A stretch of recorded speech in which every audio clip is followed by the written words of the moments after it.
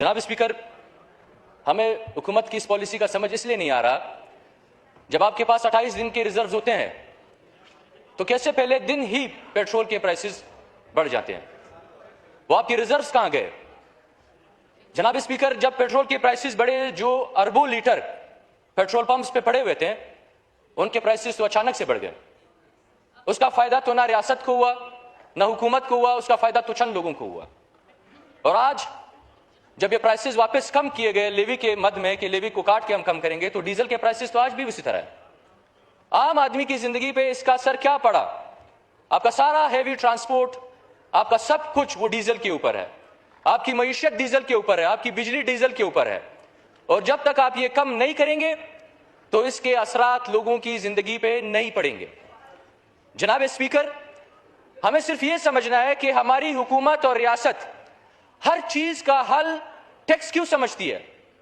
हमारी पॉलिसीज ये है कि जब कोई बहरान आएगा हम आवाम के ऊपर टैक्स लगाएंगे। हमारे पास हर वक्त शॉर्ट टर्म पॉलिसीज होती हैं कि आप टैक्स को लगाएं, आप इससे लेवी लें। हम हुकूमत से पूछते हैं, आया आप बजट गैप इसमें पूरा करना चाहते हैं? आया आप IMF के जो शरायत है उसको इसमें पूरा करना चाहते हैं? अगर आप संजीदा है, अगर आप चाहते हैं कि आवाम को रिलीफ मिले, तो ये जो लेवी है ये क्यों बढ़ाई गई, टैक्स क्यों लगाया गया? और जनाब स्पीकर, आवाम मुतमईन नहीं है आपके स्टैटिस्टिक्स से। वो मां मुतमईन नहीं है जिसके बच्चे भूखे हैं, वो बाप मुतमईन नहीं है जो अपने बच्चों को निवाला नहीं खिला सकता।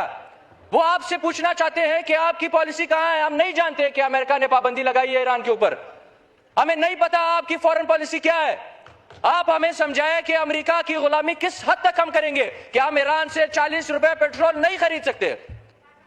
अगर लोग 10 चंद हजार हो, चंद लाख हो, तो हम समझ आती है आपकी 90% से ज्यादा पॉपुलेशन मुतासिर हो रही है।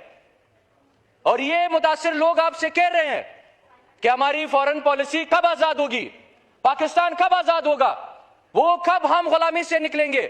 1947 को हम आजाद तो जरूर हुए थे, बराए नाम हम आजाद हुए थे, पर आज भी हम गुलाम की हैसियत से इस मुल्क में रह रहे। सारी कौम गुलाम है, पाकिस्तान की सारी अवाम गुलाम है, क्योंकि हम फैसले नहीं कर पा रहे हैं।